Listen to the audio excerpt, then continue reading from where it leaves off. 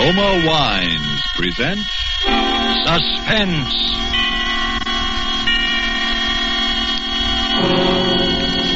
Roma Wines, made in California for enjoyment throughout the world. Salud. Your health, senor. Roma Wines toast the world. The wine for your table is Roma Wine, made in California for enjoyment throughout the world. This is the Man in Black, here to introduce this weekly half hour of Suspense. Tonight from Hollywood, we bring you Mr. Orson Welles. Mr. Welles will appear as star of the suspense drama called The Dark Tower, from the play by George S. Kaufman and the late Alexander Woollcott. But before we raise the curtain on this evening's tale of suspense, here is a message from your host, the Roma Wine Company of Fresno, California. Let us picture a scene in the fashionable restaurant El Patio in Havana, Cuba. From the next table, we hear a Cuban judge of fine wines describe in glowing terms the wonderful climate and soil of our own California. When his American guest points out that his Cuban host has never been to the United States, the Cuban answers, "Well, it's true I've never visited your California, but from only such perfect wine country could come sherry of such superb quality as that we have enjoyed, Roma California Sherry."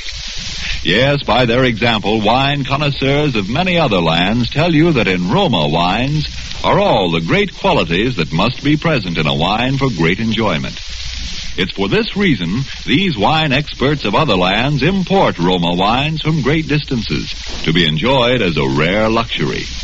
But for you, this luxury of other lands becomes a daily pleasure, because you can enjoy any of Roma wine's many different taste-appealing wine types without additional charge for import duties and expensive shipment from great distance. These two great Roma wine features, superb quality and small cost, have made Roma wines America's largest selling wines. I'll spell out the name for you. R-O-M-A. Roma Wines, made in California for enjoyment throughout the world.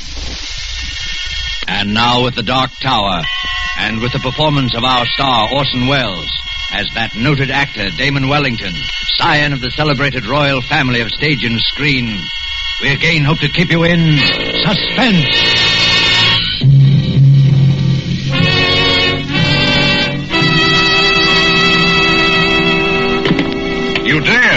You dare call me a ham. Varlet, I will prove to the world there are no brains within that thick Teutonic skull. I'll cleave it open like an overripe melon. Who thus profanes the rehearsal of my lines? Enter, if thou art man of woman born. I fear thee not. Hello, Damon. Man Weston, you old son of a gun.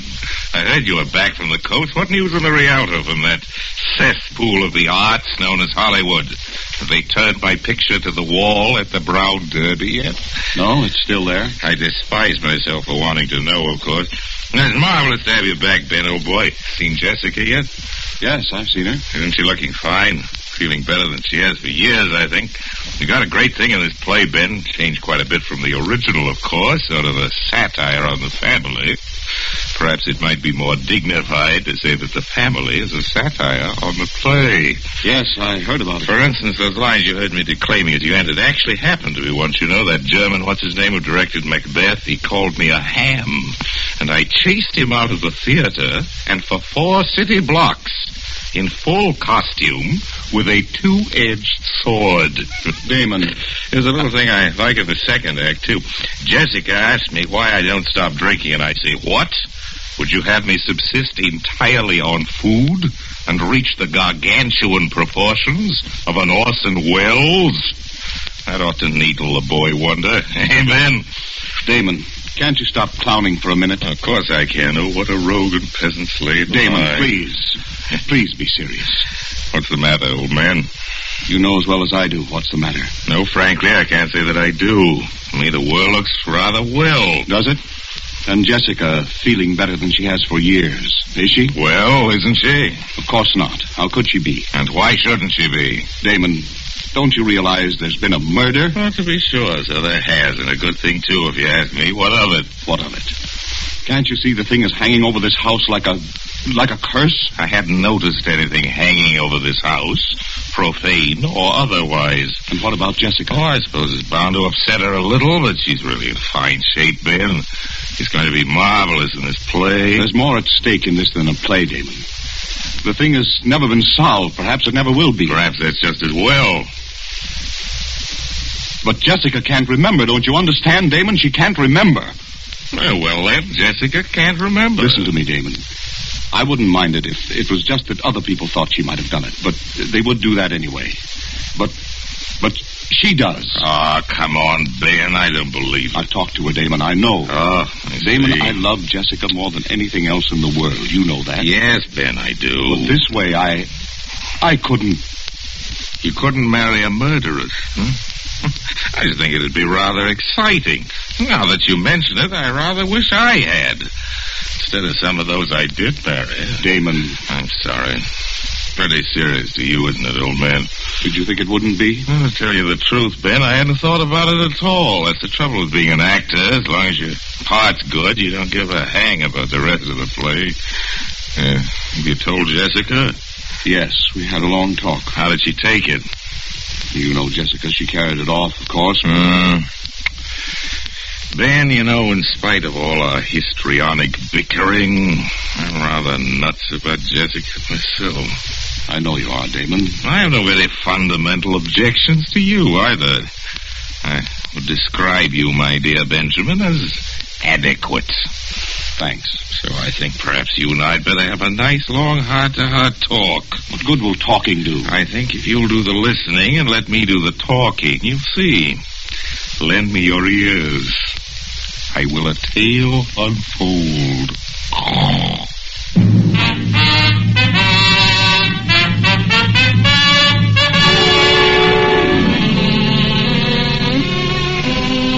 Jessica, as you know, had been in a sanitarium for nearly a year. She hadn't been on the stage in more than 2 years.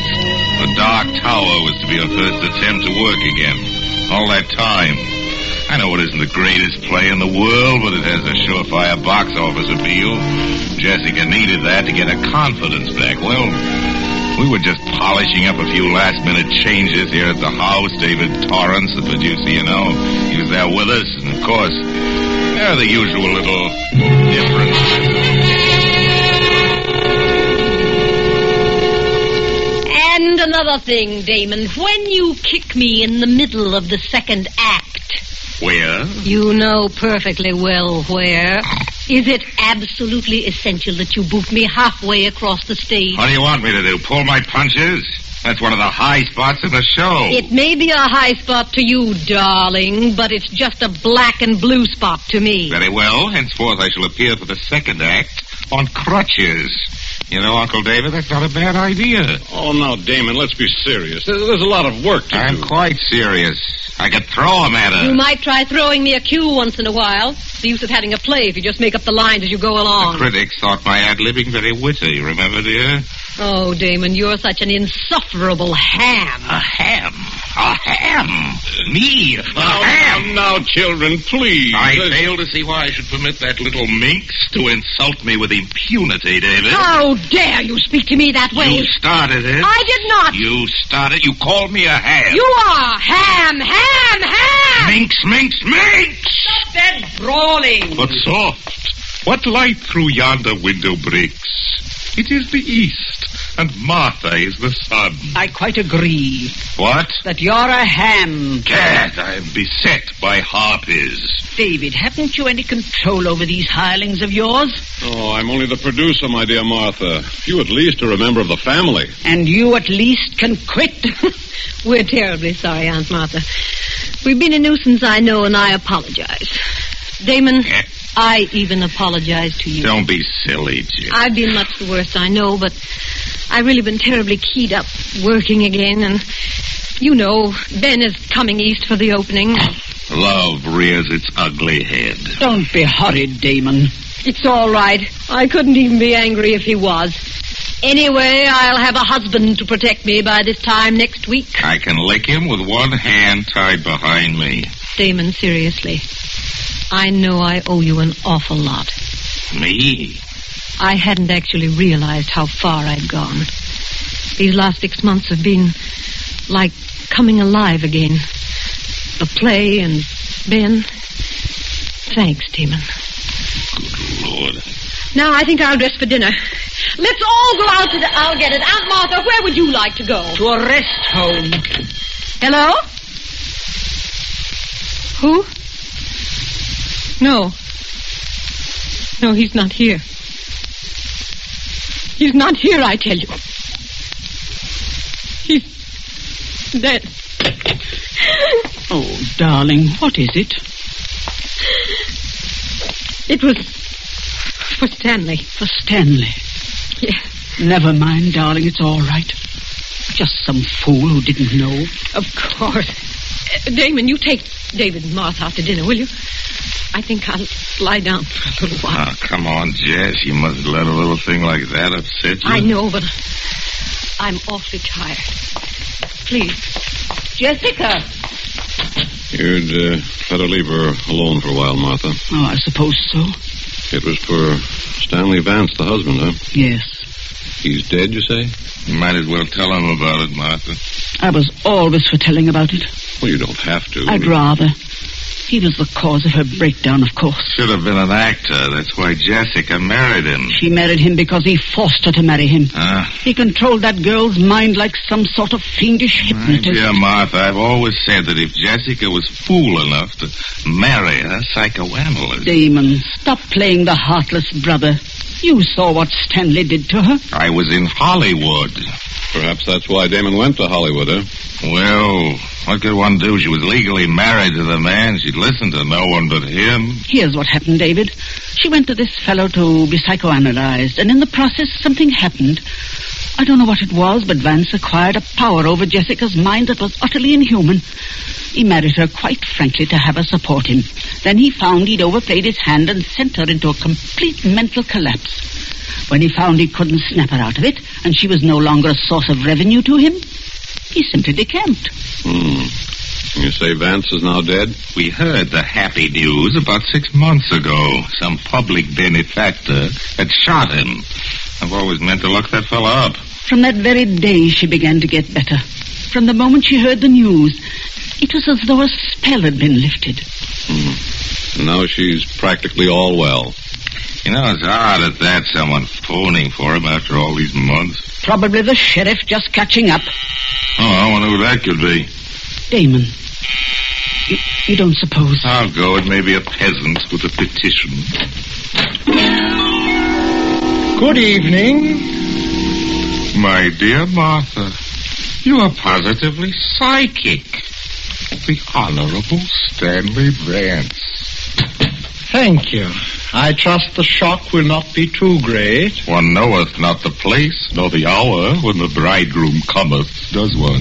My luggage will be here shortly. Listen to me, Stanley Vance. Good evening, Martha. I regret to arrive so unceremoniously. I have been ill. So we have been told. We have been assured, however, that your illness was fatal. Damon, I thought Stanley. Jessica. My poor, poor darling. Stanley. Oh, but you're ill, my dear, aren't you? You're ill. You should be resting. You're tired and exhausted, aren't you? Terribly, terribly tired. Yes, I am tired. Oh, great. Terribly tired. I'll take you up to your room, darling. I take it we still have the same room, Martha. Listen to me, Stanley Vance. The poor girl, you can see how weak she is. If you think you're going to stay under this roof for a single minute, get out! Very well. Get out! Very well, if you insist on being inhospitable, Martha. You'll pack your things, Jessica. We'll go to an hotel. Yes. Yes, Stanley. Jessica. But I'm so tired. Will you help me, Stanley? Of course I will, my dear. Come along. Stanley. Yes, Martha? All right, Stanley. You win. You're asking us to avail ourselves of your hospitality, Martha. Yes, you can stay. That's very sweet of you, Martha. Isn't it, darling? Yes. Yes, Stanley. But somehow, someday, there'll be a time of reckoning for you, Stanley Vance. And until it comes, keep out of my sight. The pleasure will be all mine. Come, darling. We'll go to our room now. Yes, Stanley. Damon. Yes, my aged auntie. Damon, what are we going to do? I don't know what you're going to do, Ducky. But I'm going down to the Lambs Club and have a quadruple scotch and soda.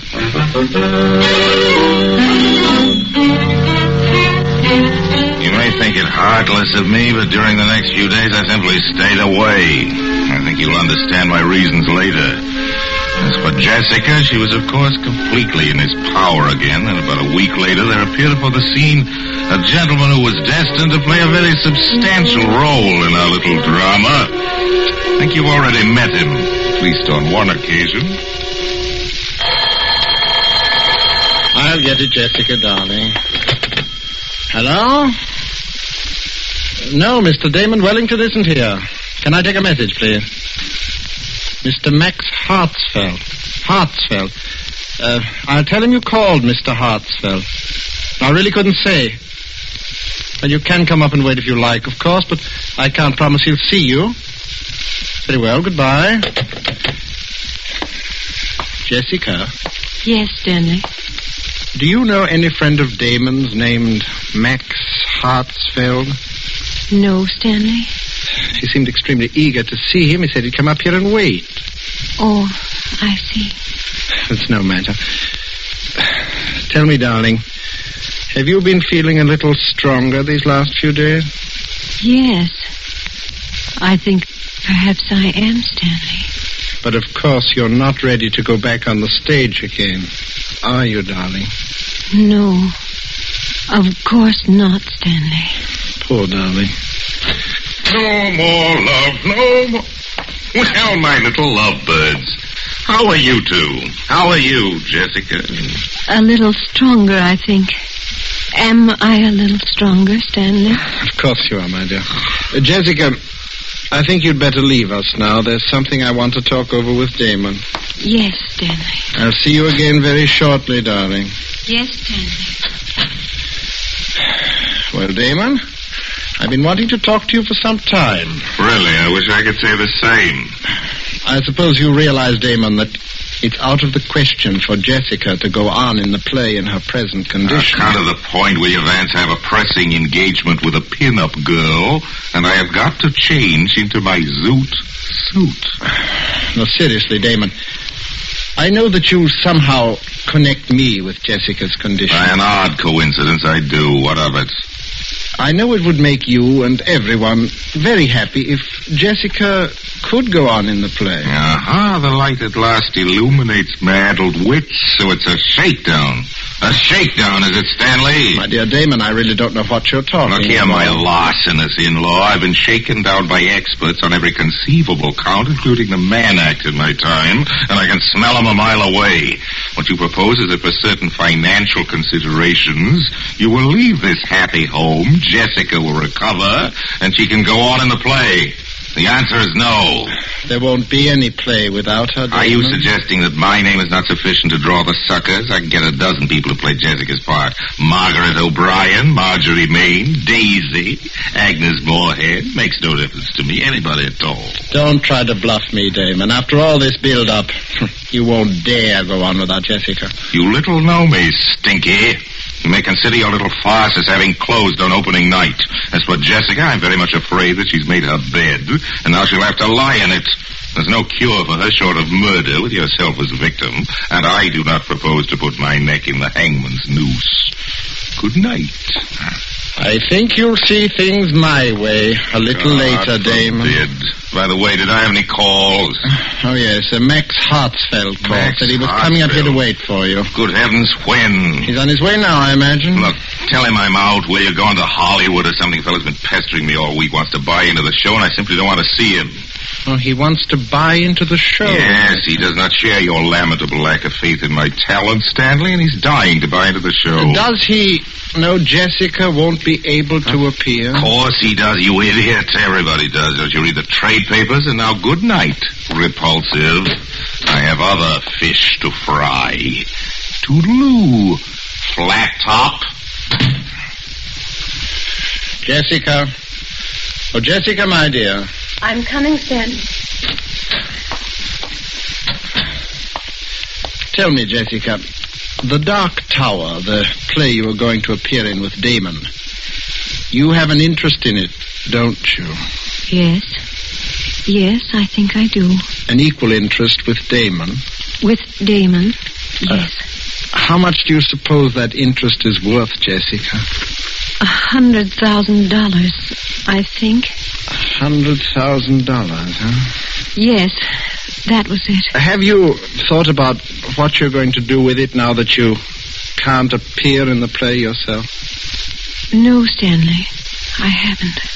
You see, I'm not at all sure the play will be a success without you, Jessica.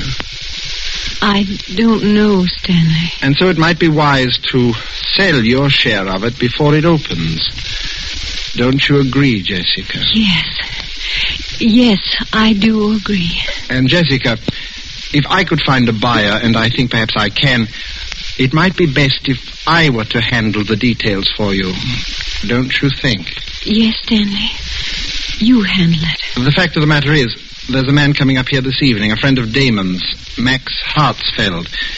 Do you remember I asked you about him? Yes. It won't be any trouble to you, darling. All you'll have to do is sign the necessary papers.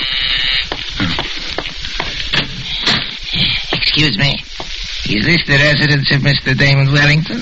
Mr. Hartsfeld? Yes. Oh, come in, please. Thank you. Mr. Wellington is at home? No, and we don't expect him, but he's discussed with me the reason for your visit, and I think perhaps you and I can reach a satisfactory agreement. And you are? Stanley Vance. I'm Miss Wellington's husband. This is my wife. How do you do? How do you do? I beg that. Sit down, please, Mr. Hartsfeld. May I have your hat and coat? Thank you. And your gloves, please. I'm sorry, it's eccentricity, perhaps. I always keep them on. Oh. Now, Mr. Hartsfeld, Damon tells me that you wish to buy an interest in the new Wellington play, The Dark Tower. Yes, I've been seeking an interview with Mr. Wellington. Yes, so he's told me. However, Damon has very definitely made up his mind not to sell any part of his interest in the play. You are sure of this, Mr. Vance? Oh, yes, quite sure. I had a long talk with him about it only this evening.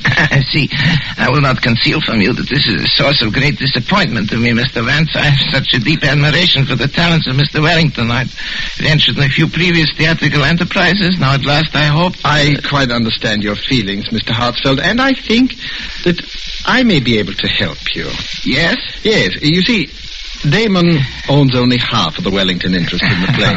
My wife, Miss Jessica Wellington, owns the other half. And we, if the offer were sufficiently attractive... Indeed. You are willing to sell then, Miss Wellington? Yes, whatever Stanley says. Good. Then perhaps we should get down to detail, huh?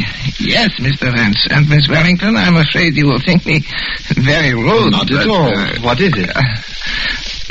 Since the talents of Miss Wellington's brother must be considered the very essence of our bargaining, and since you are acting as her agent in any event, I wonder if she would forgive me if I asked that you and I conclude this part of our business alone, Mr. Vance. Oh, of course. Jessica will understand perfectly. Won't you, my dear? Yes, Stanley. Run along then, darling. I'll call you when we need you. Yes, Stanley. Now, Mr. Vance, I imagine you will wish to know a little more about the man with whom you are dealing. Here's my card. I'm staying at the Waldorf. I've written the room number on the card for you. Oh, there's no need, really. Yes. But before we discuss terms, there is one other thing.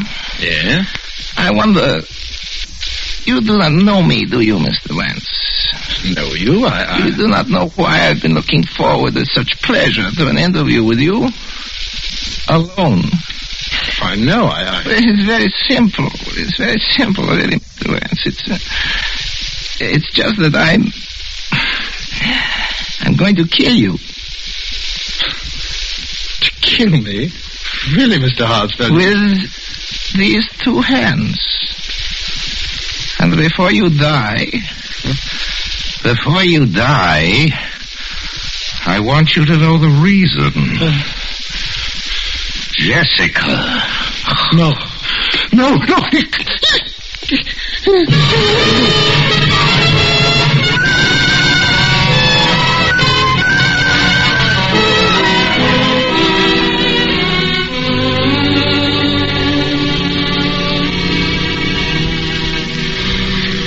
So you see, Ben, there is your murderer, Mr. Max Hartsfield. And I hope you're duly grateful to him. An elusive fellow, Hartsfield. The police have been trying to find him for 2 weeks. They never will. Left no fingerprints, you see. He always kept his gloves on. It's an eccentricity. Damon, An eccentricity. wait a minute. Do you mean you? My dear Mutton. My dear Muttonhead, listen, darling, the whole thing's perfectly clear. It's as plain as the putty nose on Max Hartsfield's face. I still can't get it into my head. Benjamin, if you don't know who Max Hartsfield is by now, you are the only person within the sound of my voice who does not. You mean you impersonated... Then it wasn't Jessica. Jessica? She never could have done it. The girl has talent, but no genius. But Damon, murder. Murder, he says. Dear friend, you share with me a guilty secret. Your lips are sealed. Come, in the words of Hamlet, never, so help you mercy. Note that you know aught of me. Swear by my sword. What? Swear! I swear. Well said, old mole. Well, I think that winds up the case, Watson. Jessica will receive by registered post a signed confession by Max Hartsfield, bound in vellum. That should end her worries. You may consider it as my wedding present. It will be a work not without literary merit, although written lefty. I should prefer it to be published posthumously. I look forward to a long and brilliant career in the theater. I should not care to terminate it abruptly upon so paltry a characterization as the late Max Hartsfield. Music. Curtain.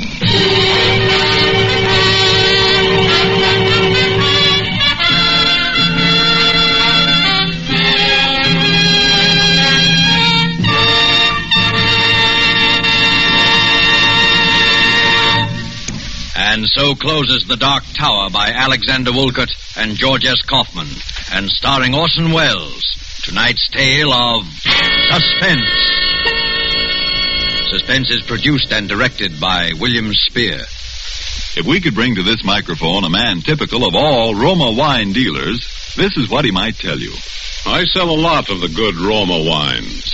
They are, you know, America's largest selling wines. My Roma wine customers, I've noticed, are sociable people who enjoy entertaining friends. Talking with me, they give a lot of credit for the success of their entertaining to the enjoyable Roma wines they serve.